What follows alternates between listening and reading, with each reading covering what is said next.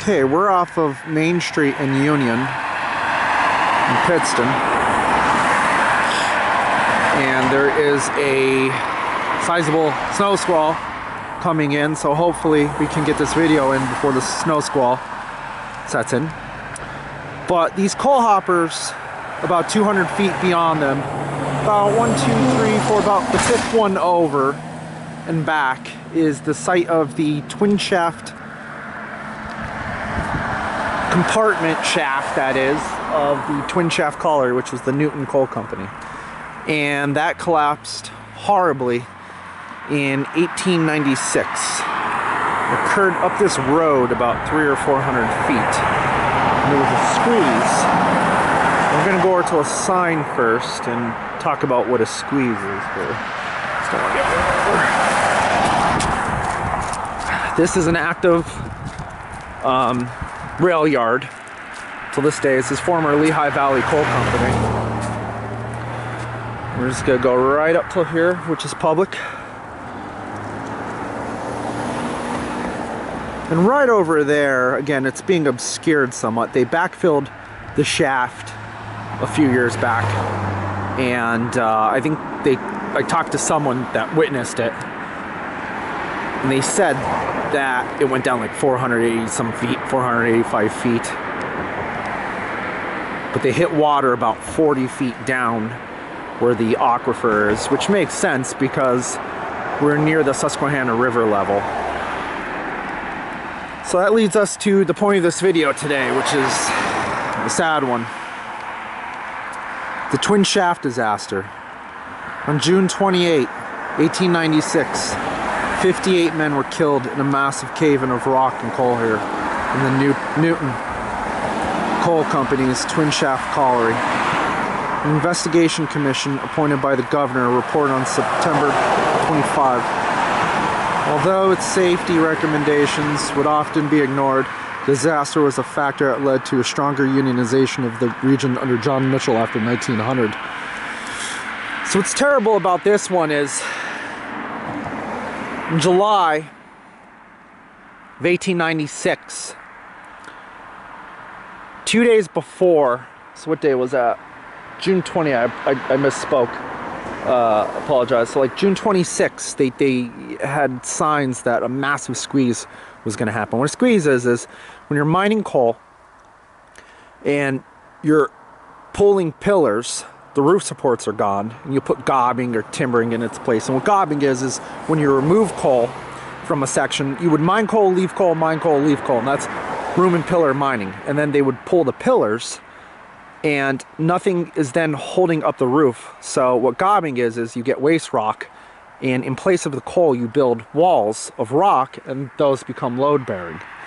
Now, a squeeze is when a massive section of roof is ready to come down. It's not necessarily a massive localized cave-in a sense. It is a cave-in, but what I mean is it's not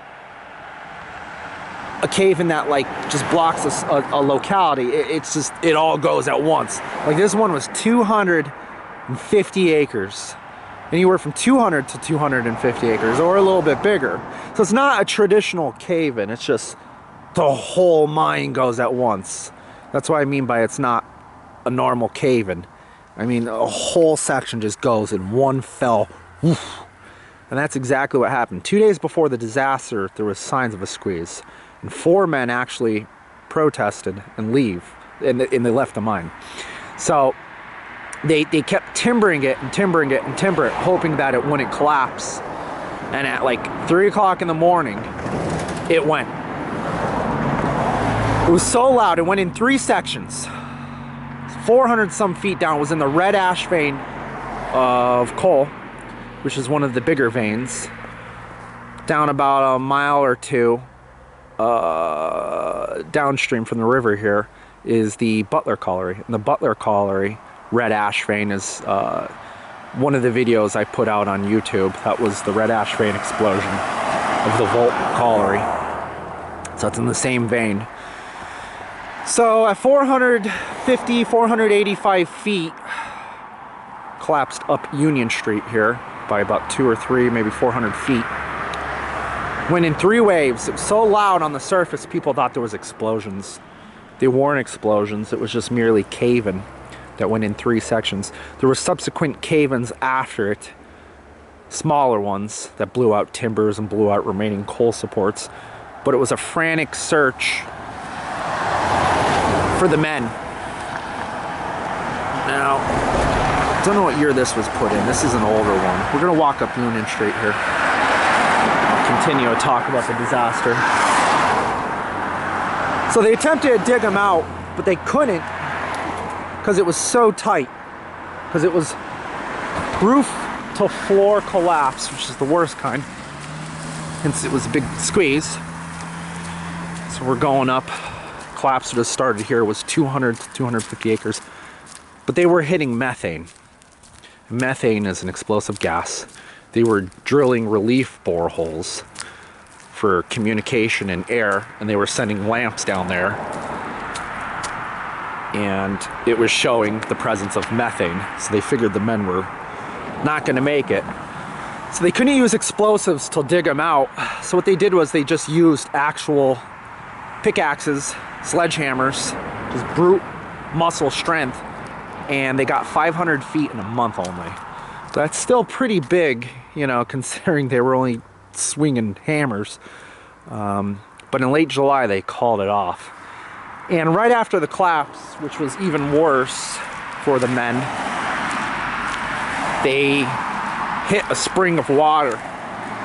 So in addition to this huge collapse, which shattered windows all in Pittston, they said all of Pittston could feel the collapse. They said people were literally thrown out of bed here. Literally thrown out of bed. Homes were wrecked. There was over a 250 plus acre section. There was signs of collapse from the surface, you know, subsidence. But neighboring collieries were rattled. So when it ruptured this spring, the mine began to fill with water. And after a month, they called off all search because they got through part of one squeeze and they got to another section where it opened up, I guess, a little bit, and they found another squeeze. So they were just baffled as to how anyone could possibly survive that, and they did not. So fast forward till 1909, this mine sat abandoned for a while. The Lehigh Valley Coal Company acquires it. About 3/4 of a mile that way, maybe a mile. Lehigh Valley Coal Company is going after a deeper vein of coal, and they drove a gangway through 4 connecting gangways of the twin shaft. Now it was abandoned. So the Lehigh Valley Coal Company, I don't know if they were hoping to possibly find remains or whatever, they decided to go down these 4 gangways of the twin Shaft Colliery. This is the local newspaper. They found 6 loaded coal cars in the gangway, one of the gangways, and they quickly realized that all 4 gangways were roof to floor cave-in from the squeeze. They said nothing could have survived. And in addition to that, there would have been no air. I mean, when you have that kind of collapse, what it does is it plugs the tunnels and it's going to plug the airways. So these guys were killed most likely outright, or were drowned, or suffocated. And all they had was teapot oil wick lamps, so their lights would have went out. They were killed outright, which is good for them. Very sad though, the loss of 58 men, mainly Irish Catholics, some Hungarians, some Germans, but may God bless them and not forget them.